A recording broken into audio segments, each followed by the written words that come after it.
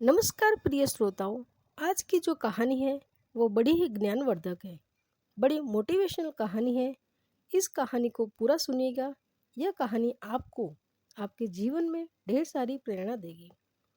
प्रिय श्रोताओं, आज की जो कहानी प्रस्तुत करने जा रहे हैं कि कहानी है भोलेनाथ जी और माता पार्वती जी की कहानी है।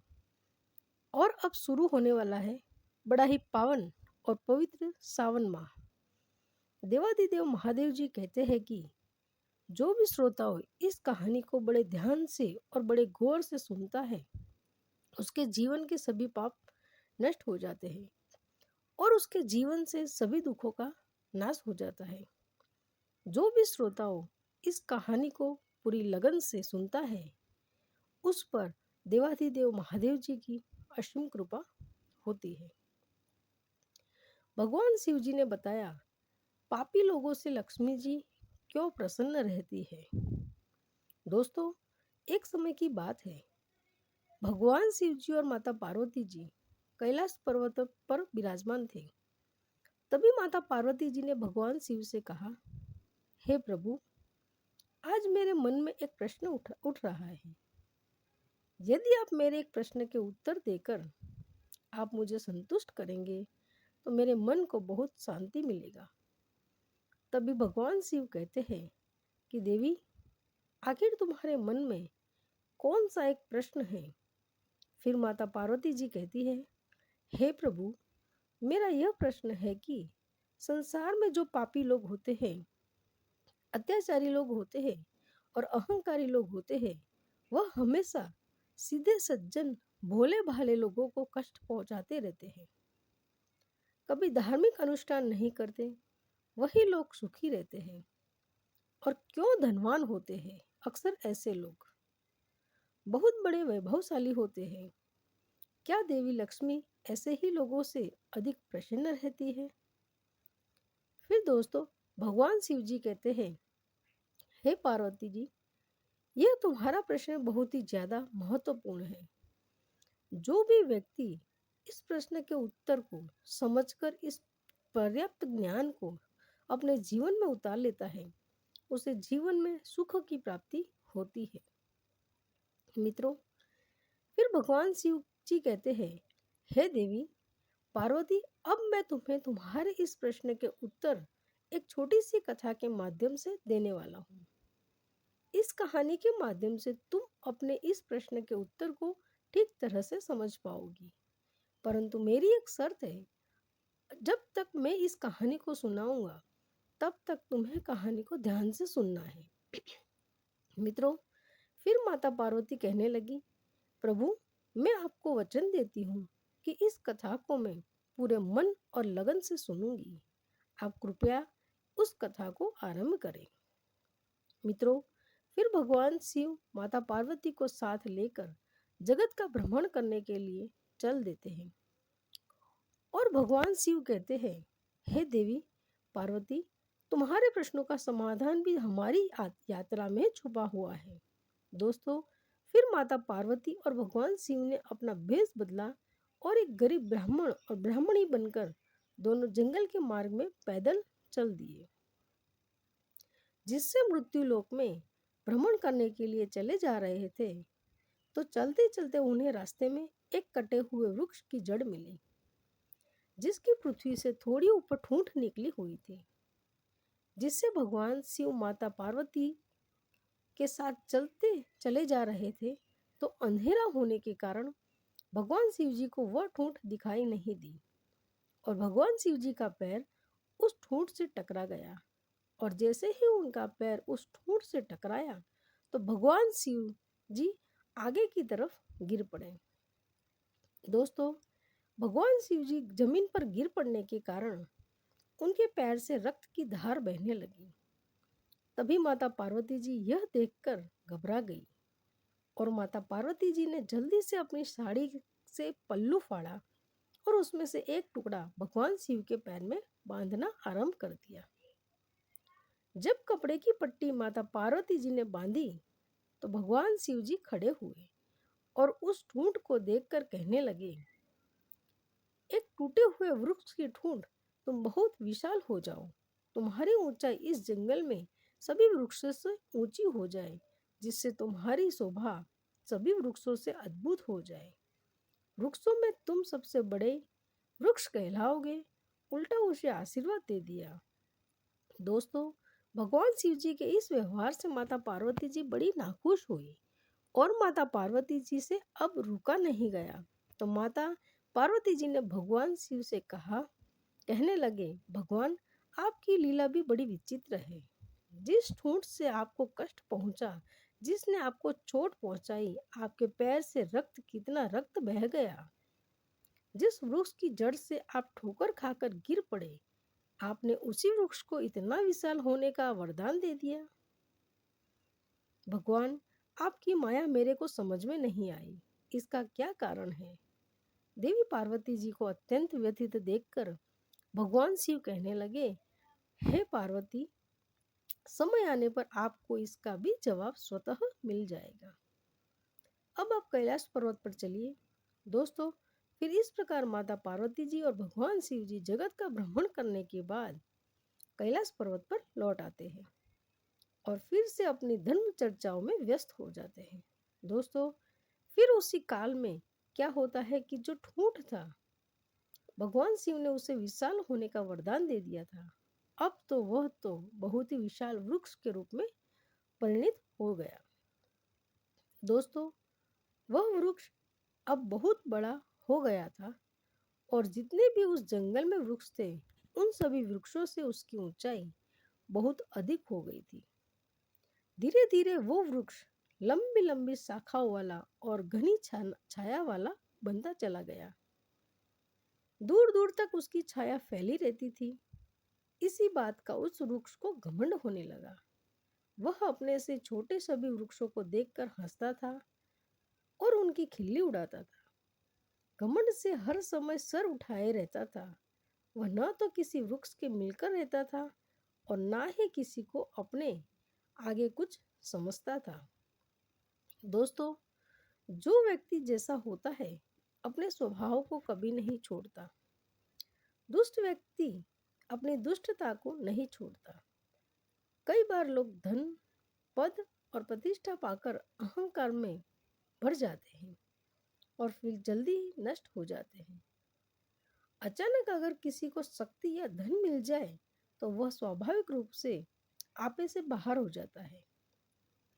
कुछ व्यक्ति ही होते हैं जिन्हें धन या पद से अभिमान नहीं होता है।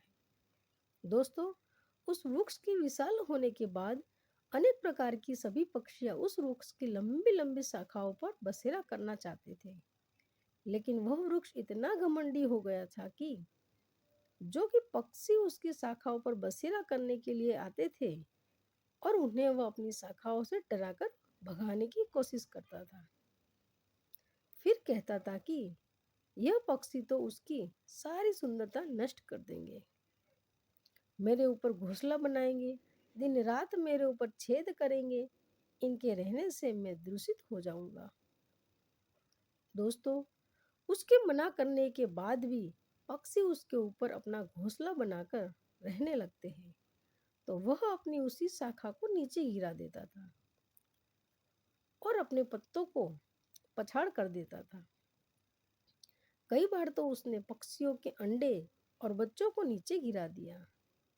इस वजह से पक्षी लोग बहुत दुखी हुए और वे मन में ही मन उस वृक्ष को कोसते थे।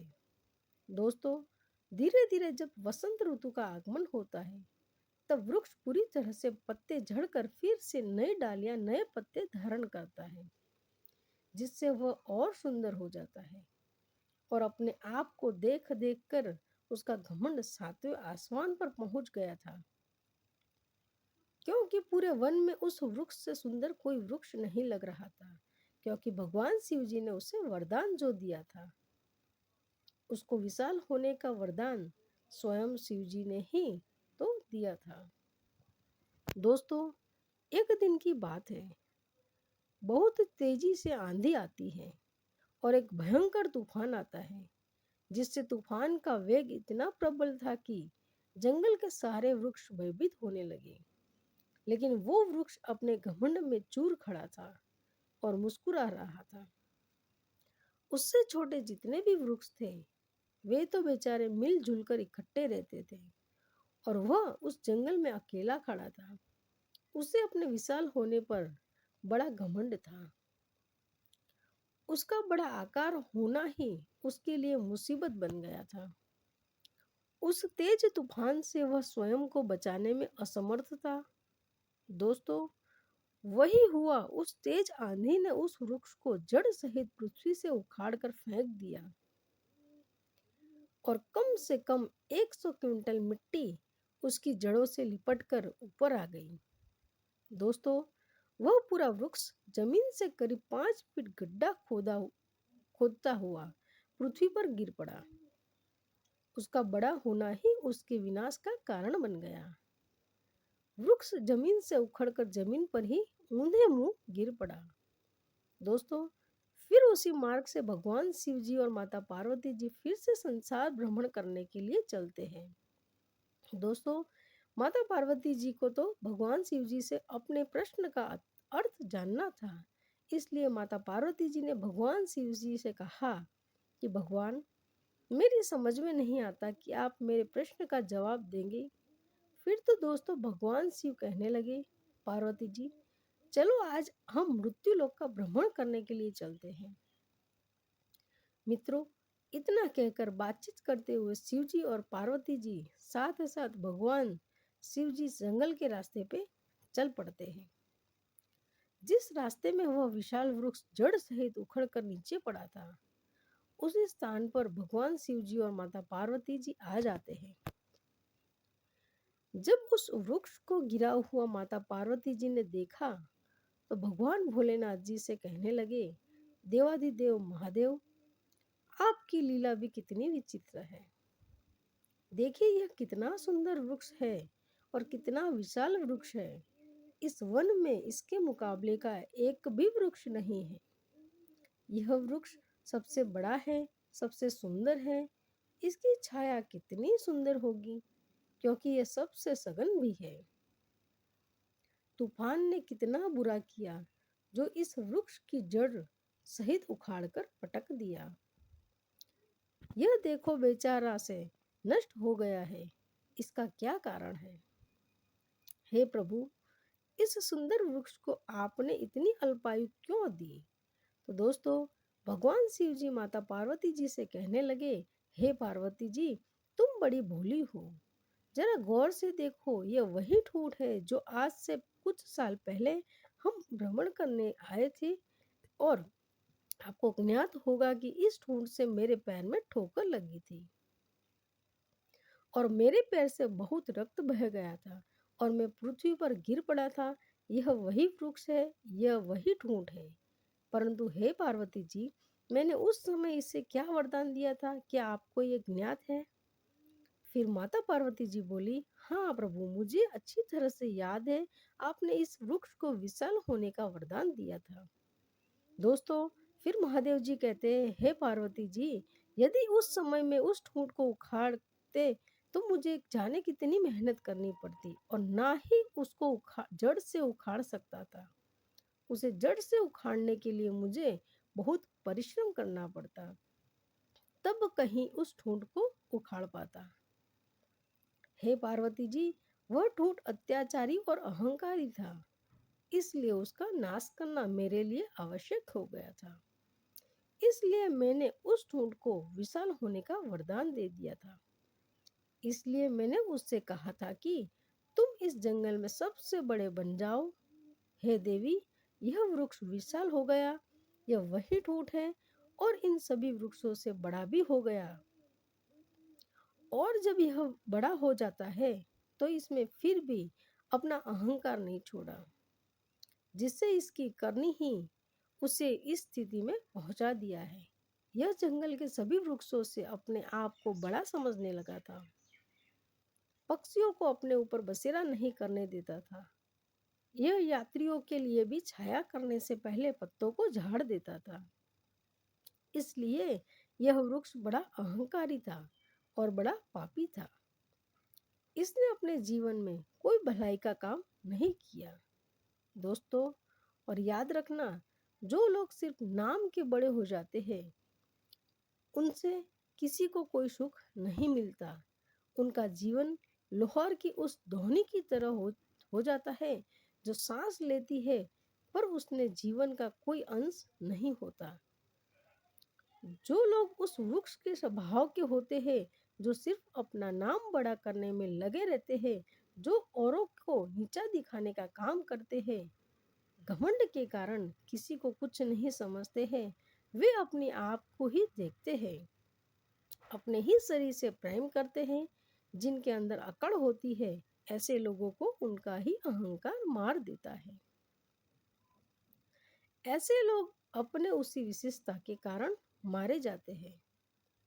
यदि कोई इस तरह के स्वभाव वाला व्यक्ति बहुत बड़ा धनवान है, तो अधिक धन ही उसे मृत्यु के मुख में पहुंचा देता है। और देवी लक्ष्मी जी भी ऐसे लोगों के पास अधिकतर इसलिए रहती है ताकि उनका सर्वनाश कर सके। आपने देखा होगा कि अधिक धन होने से मनुष्य में कई दोस्त आ जाते हैं।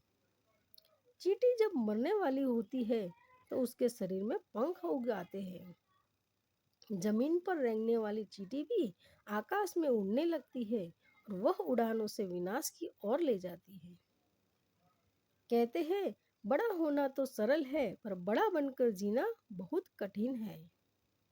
दोस्तों, फिर भगवान शिव जी बोले, हे देवी, यह वृक्ष जब छोटा पौधा था तब भी इसमें अकड़ थी, मुझे देखकर भी यह झुका नहीं। जो छोटी सोच वाले लोग होते हैं, उनमें बड़ा होने पर इसी तरह अकड़ आ जाती है और वे अपने से बड़े लोगों का सम्मान करना भूल जाते हैं। जो व्यक्ति अकड़ के साथ जीता है, वो थोड़े समय तक ही जी पाता है। इसमें एक और उदाहरण मैं समझाता हूँ। हे देवी, जिस तरह मुंह के अंदर जीभ और दांत होते हैं, जीभ जब मनुष्य पैदा होता है तभी भी होती है और मरता है तभी भी होती है, और दांत जन्म होने के काफी दिन बाद आते हैं और मरने से काफी समय पहले उखड़ भी जाते हैं।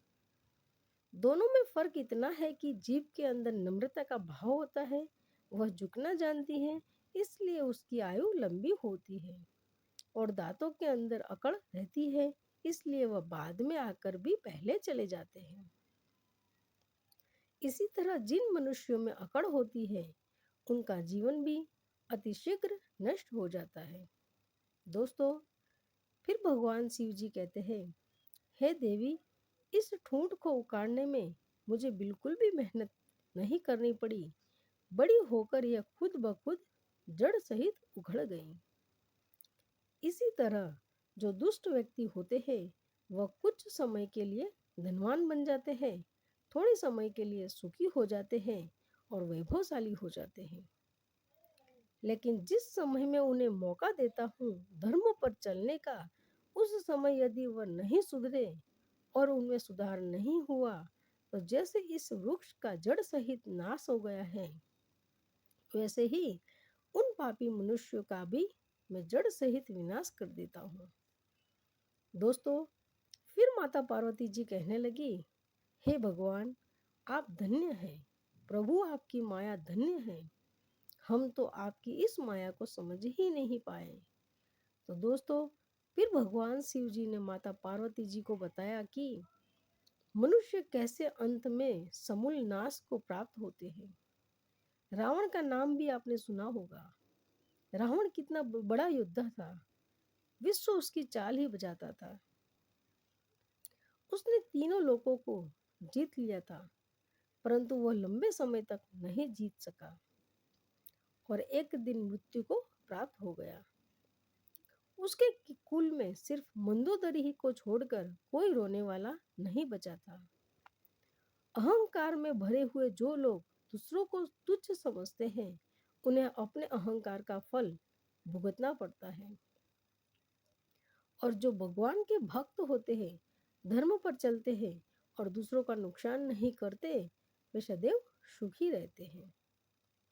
तो दोस्तों, मैं आशा करती हूँ कि आपको यह कथा पसंद आई होगी और यदि इस चैनल पर नए हो तो चैनल को सब्सक्राइब करके वीडियो को लाइक एवं शेयर जरूर करें। साथ ही कमेंट बॉक्स में हर हर महादेव लिखना न भूलिएगा। धन्यवाद।